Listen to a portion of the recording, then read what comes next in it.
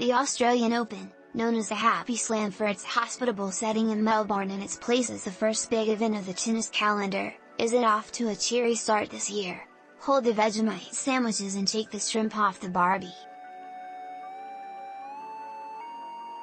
The first Grand Slam of 2022 began Monday in Australia, Sunday in the United States, still steeped in the sour aftermath of Novak Djokovic's controversial entry into the country and, after more time spent in a court than on one, his deportation by the Federal Court of Australia based on fear that high. Projecting what might have happened hardly seems reason enough to send him packing, but that's what it came down to as a three-judge panel upheld Immigration Minister Alex Hawke's wide discretionary power to revoke Djokovic's visa. That ended a saga that included the visa being cancelled upon his arrival, restored when a judge determined procedural errors had been made, a second cancellation after he had practiced at Melbourne Park, and a weekend decision that wasn't that appealed because time had run out on his chance to compete. The final decision seemed to reflect public sentiment. According to a survey conducted for the Sun-Herald and Sunday Age last week, 71% of Australians wanted Djokovic booted out. That figure was 83% in a NewsCorp survey of more than 60,000 people.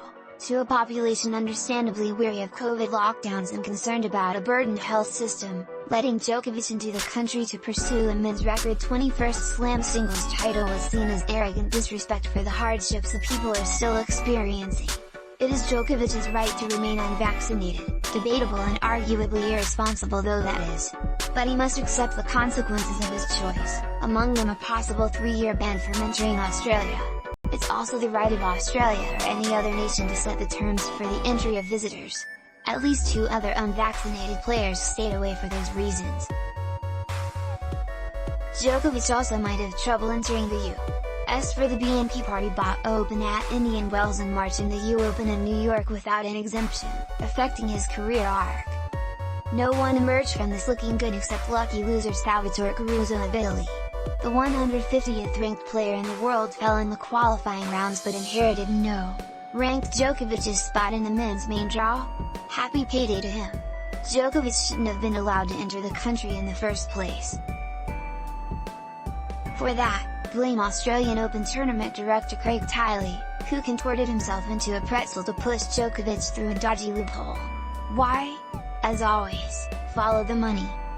The extra attention and revenue that might have been generated by Djokovic's attempt at a 10th title in Melbourne were powerful motivations for Tiley to somehow slip Djokovic into Australia.